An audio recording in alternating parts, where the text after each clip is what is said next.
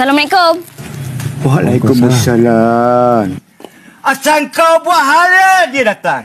Asal kau buat hala, dia datang. Asal kau buat hala, dia datang. Apa cerita ni? Apa yang kau nak? Nak tukar layang-layang. Kau nak berapa lori? Kal, kenapa datang balik sini? Nak tukar ni. Tengok ni koyak Abang Salim bagi. Koyak? Alah, besok-besok tak boleh ke tukar? Hei! Ini yang tak koyak. Nah. Hei! Kau mainlah puas-puas sampai kiamat. Bagi kunci kedai. Saya tak ada duit nak bayar. Beri! Ha ni, kunci kedai. Tak berhati kau buka sendiri. Terima kasihlah.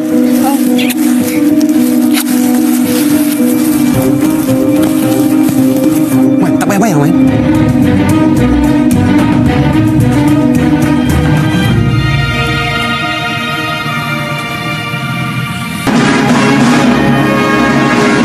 Alamak, Man. Dia guna botol tu untuk ikat benang, Man. Macam mana kita nak ambil? Shh. Tahu. Ni. Aku nak kau pergi ambil botol tu sebab kau tahu yang mana satu. Dalam botol tu ada peta, tak ada batu. Hei, Harimah cakap suruh kau pergi ambil botol tu sebab kau yang kenal botol yang mana satu. Kau faham tak? Faham. Dia kalau kita cakap pelan-pelan, dia faham, kan? Apa yang kau faham? Ambil botol tu, jangan ambil batu. Saya satu, Abang Salim satu, Abang Man satu. Hei, pekak! Kau tahu tak?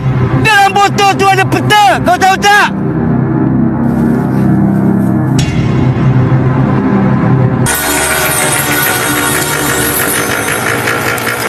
Buat antara waktu ni, Man, aku rasa elok kau tinggal kat sini.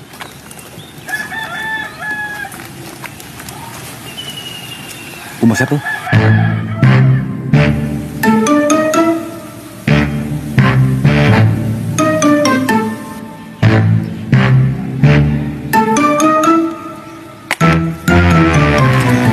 Kau nak suruh aku duduk dengan dia? Rumah dia paling selamat, Man. Rumah aku tak boleh, Man, sebab rumah aku selalu orang datang, Man.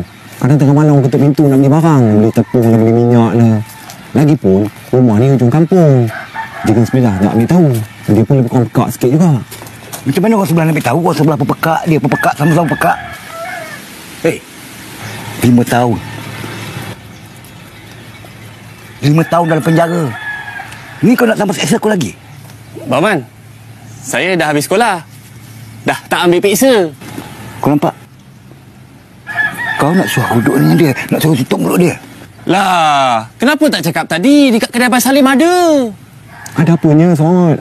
Tepung pulut. Tepung pulut kat depan sana tu. Aku pijak kau.